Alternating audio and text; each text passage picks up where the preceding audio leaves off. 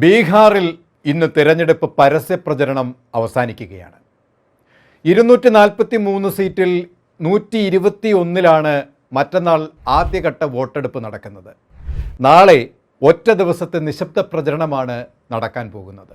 മറഞ്ഞിരുന്ന ഒളിയമ്പുകൾ തൊടുക്കാൻ സജ്ജരായ പാർട്ടികൾ തന്ത്രങ്ങളും കുതന്ത്രങ്ങളുമായി പൊതു ഇടങ്ങളിൽ നിന്നും ഉൾവലിഞ്ഞു കഴിഞ്ഞു.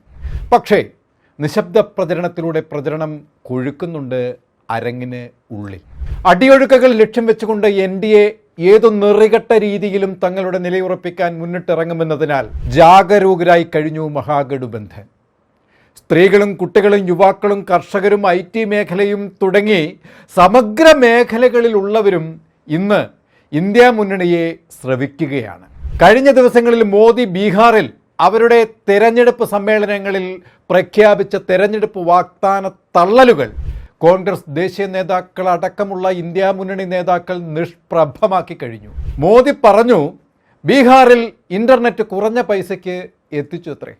ഇതിൽ കൂടുതൽ എന്ത് വികസനമാണ് ബീഹാറിന് വേണ്ടത് എന്ന ചോദ്യം ഉയർത്തുകയായിരുന്നു അദ്ദേഹം. ഇത് കേട്ട് റോഡരികിൽ വിളിക്കിരുന്ന ബീഹാറി ചേട്ടൻ എഴുന്നേറ്റ് നിന്ന് കൈയടിച്ച് മോദിക്ക് ജയ് എന്ന് വിളിച്ചെന്നാണ് പറഞ്ഞു കേൾക്കുന്നത്. 80% വരുന്ന ദരിദ്രരും മോദിയുടെ കക്കൂസ് തേടി നടക്കുകയാണ് ഇപ്പോൾ ബീഹാറിലൂടെ. അതിനിടയിൽ മോദി നൽകിയ ഇന്റർനെറ്റിൽ കുടുങ്ങി വലയുന്ന കാഴ്ചയും നമുക്കവിടെ കാണാം. നല്ല വികസനമല്ലേ? ഇതൊന്നും വെറുതെ പറയുന്നതല്ല എന്നാണ് ബീഹാറിൽ നിന്നും വരുന്ന വാർത്തകൾ സൂചിപ്പിക്കുന്നത്. 80% ദരിദ്രർക്ക് ഇന്റർനെറ്റ് ഭക്ഷിച്ചാൽ വിശപ്പ് മാറുമോ എന്നാണ് കോൺഗ്രസ് ചോദിച്ചത്. 2 പതിറ്റാണ്ടായി NDA ഭരിക്കുന്ന ബീഹാറിൽ വലിയ വികസനം കൊണ്ടുവന്നു എന്ന് ബ്രഹ്മാണ്ഡ തള്ളലുകൾ വരുമ്പോഴും റേഷൻ വാങ്ങാൻ ഗതിയില്ലാതെ ജനം വലയുകയാണ് എന്നതടക്കമുള്ള കാര്യങ്ങൾ അവിടെ കോൺഗ്രസ് എടുത്തു പറഞ്ഞുകൊണ്ടേയിരുന്നു. രാജ്യത്തെയും ബീഹാറിനെയും പ്രതിപക്ഷ നേതാക്കൾ നിരന്തരം അപമാനിക്കുന്നുവെന്ന് ആരോപിക്കുന്ന പ്രധാനമന്ത്രി നരേന്ദ്രമോദി അപമാന മന്ത്രാലയം ആരംഭിക്കണമെന്നും പരിഹസിച്ചു കോൺഗ്രസ് MP പ്രിയങ്ക ഗാന്ധി. പ്രധാനമന്ത്രി സംസാരിക്കുന്നതെല്ലാം അനാവശ്യ വിഷയങ്ങളാണെന്നും ബീഹാറിൽ NDA സർക്കാർ നടത്തുന്ന അഴിമതിയെയും കെടുകാര്യസ്ഥതയെയും കുറിച്ച് മൗനം പാലിക്കുകയാണെന്നും സഹർസ ജില്ലയിൽ സോനാബർസിയിൽ തെരഞ്ഞെടുപ്പ് പ്രചരണ റാലിക്കിടെ പ്രിയങ്ക ഇന്നലെ തുറന്നടിച്ചു. വികസനത്തെക്കുറിച്ച് സംസാരിക്കേണ്ടതിന് പകരം പ്രതിപക്ഷ നേതാക്കൾ രാജ്യത്തെയും ബീഹാറിനെയും അപമാനിക്കുന്നുവെന്ന ആരോപണം ഉയർത്തുകയാണ് പ്രധാനമന്ത്രി.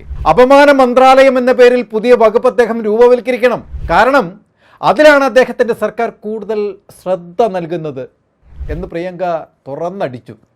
തെരഞ്ഞെടുപ്പിന് തൊട്ടു മുമ്പ് ബീഹാറിൽ പ്രഖ്യാപനങ്ങൾ നടത്തുന്ന മോദിയും അമിത്ഷായും കഴിഞ്ഞ 20 വർഷം NDA സംസ്ഥാനത്ത് എന്താണ് ചെയ്തതെന്ന് വ്യക്തമാക്കണമെന്ന് പറഞ്ഞു. മുഖ്യമന്ത്രി നിതീഷ് കുമാർ അല്ല സംസ്ഥാനം ഭരിക്കുന്നത്. അത് മോദിയുടെയും കേന്ദ്ര നേതാക്കളുടെയും റിമോട്ട് കൺട്രോളിലാണ്. ഭരണഘടന ഉറപ്പു നൽകുന്ന വോട്ടവകാശത്തിനു മേൽ NDA സർക്കാർ തുരങ്കം വയ്ക്കുകയാണ്. തൊഴിലില്ലായ്മ കൊണ്ട് യുവാക്കൾ പൊറുതിമുട്ടുമ്പോൾ സർക്കാർ സ്ഥാപനങ്ങളിൽ BJPയുടെ കോർപ്പറേറ്റ് സുഹൃത്തുക്കൾക്ക് ജോലി ലഭിക്കുന്നു.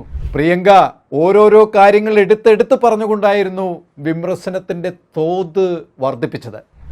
ദേശീയ രാഷ്ട്രീയത്തിലും ബീഹാറിലും വലിയ ചലനങ്ങൾ സൃഷ്ടിക്കുന്നതാണ് പ്രതിപക്ഷ കൂട്ടായ്മ. വോട്ടധികാർ യാത്രയ്ക്ക് ലഭിച്ച വൻ സ്വീകാര്യത അത് വ്യക്തമാക്കുന്നതാണ്.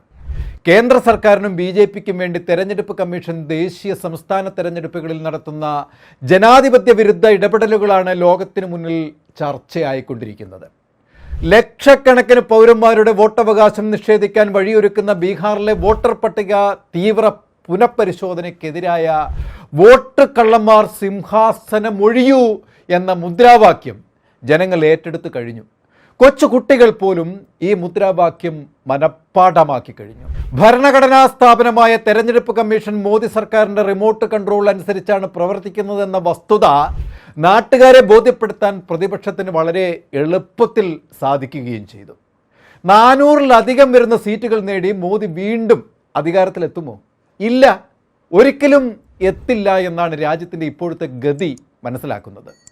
BJPയും RSSും ഭരണഘടന മാറ്റിമറിക്കുന്ന സന്ദേശമാണ് 2024 പൊതു തെരഞ്ഞെടുപ്പിൽ പ്രതിപക്ഷം പ്രധാനമായും ഉന്നയിച്ചിരുന്നത്. ന്യൂനപക്ഷ, ദളിത്, പിന്നാക്ക വിഭാഗങ്ങൾക്കിടയിൽ ഈ സന്ദേശം എത്തിയതിൻ്റെ ഫലമായി തെരഞ്ഞെടുപ്പിൽ BJPക്ക് കടുത്ത ക്ഷീണമായിരുന്നു. ഈ വോട്ട് മോഷണത്തിൻ്റെ ഏറ്റവും നിർണായകമായ ഒരു നീക്കം, അതായത് രാഹുൽ ഗാന്ധി പറഞ്ഞ ആ ഹൈഡ്രജൻ ബോംബ് ഉടൻ പൊട്ടുമെന്നാണ് സൂചനകൾ വരുന്നത്. ഇന്ന് കെ.സി. വേണുഗോപാലും അത് ആവർത്തിച്ചു. ഇപ്പോൾ പുറത്തു വന്നതിനേക്കാൾ ഭീകരമായ വോട്ട് മോഷണത്തിൻ്റെ മുഴുവൻ സത്യങ്ങളും രാജ്യം അറിയുമെന്നും അദ്ദേഹം പറഞ്ഞു.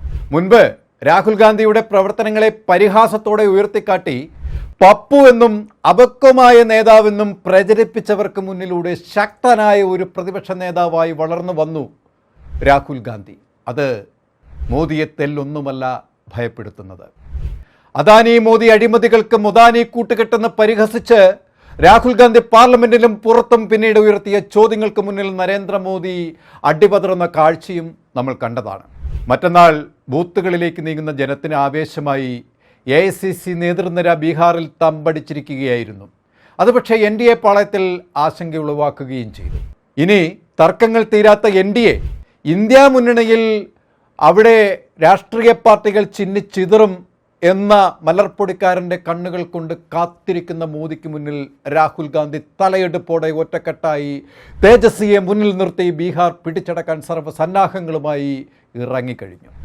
2 പതിറ്റാണ്ടായി മുഖ്യമന്ത്രി സ്ഥാനത്തുള്ള നിതീഷിൻ്റെ അവസരവാദ നയങ്ങൾ തുറന്നു കാട്ടാൻ കഴിയുന്ന മഹാഗഠബന്ധന് ജനം ഇപ്പോൾ പ്രതീക്ഷയർപ്പിക്കുകയാണ്. അതാണ് മഹാഗഠബന്ധൻ്റെ വിജയ പ്രതീക്ഷയും. 6-ാം തീയതി 1-ാം ഘട്ട വോട്ടെടുപ്പും 11-ാം തീയതി 2-ാം ഘട്ട വോട്ടെടുപ്പും കഴിഞ്ഞ് 14-ാം തീയതി ഫലപ്രഖ്യാപനം വരുമ്പോൾ രാജ്യം ഞെട്ടുന്ന ഒരു റിസൾട്ടിലേക്ക് കടന്നുകൂടും. അത് മറ്റൊന്നുമല്ല, 12 വർഷമായി ഇന്ത്യയിൽ രാക്ഷസീയ വാഴ്ച നടത്തുന്ന മോദിയെ തളയ്ക്കാൻ ബീഹാർ തിരഞ്ഞെടുപ്പ് വഴിവെക്കും എന്നത് തന്നെയാണ്. അതേസമയം വോട്ടെടുപ്പിന് ഒറ്റ ദിവസം മാത്രം ബാക്കി നിൽക്കെ ബീഹാറിൽ വോട്ടർ പട്ടികയിലെ തീവ്ര പരിഷ്കരണത്തിനെതിരായ ഹർജികൾ സുപ്രീം കോടതി ഇന്ന് പരിഗണിക്കാനിരിക്കുകയാണ്. ജസ്റ്റിസ് സൂര്യകാന്ത് അധ്യക്ഷനായ ബെഞ്ചാണ് ഹർജി പരിഗണിക്കുന്നത്. വോട്ടർ പട്ടികയിലെ മാറ്റങ്ങൾ രേഖാമൂലം നൽകണമെന്ന് കോടതി തിരഞ്ഞെടുപ്പ് കമ്മീഷനോട് ആവശ്യപ്പെട്ടിരുന്നു മുൻപ്. കോടതിയുടെ വരാൻ പോകുന്ന ഈ നിർദ്ദേശം ഇപ്പോൾ നടക്കാൻ പോകുന്ന തിരഞ്ഞെടുപ്പിൽ എങ്ങനെ പ്രതിഫലിക്കുമെന്നാണ് കാത്തിരിക്കുന്നത്. 14-ാം തീയതി തകരുന്ന മോദിക്ക് ഇനി വനവാസം മാത്രം ശരണം. കൂടുതൽ വാർത്തകൾക്കും വിശേഷങ്ങൾക്കും ഞങ്ങളുടെ channel like, share and subscribe ചെയ്യുക. കൂടാതെ സബ്സ്ക്രൈബ് ബട്ടണിലെ ബെല്ലൈക്കൺ എനേബിൾ ചെയ്യാനും മറക്കരുത്.